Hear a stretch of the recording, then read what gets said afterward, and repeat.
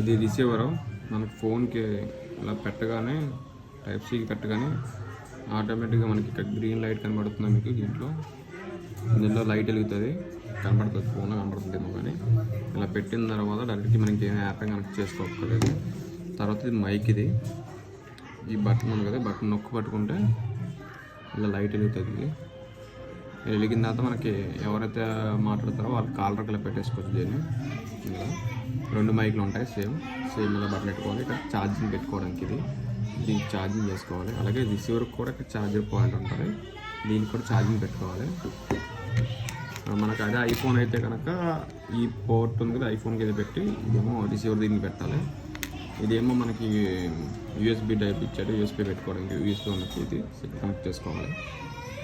Connect చేసిన తర్వాత మనకి మామూలుగా మాట్లాడుకుంటే ఒక 5 minutes వరకు బాగా పనిచేస్తుంది.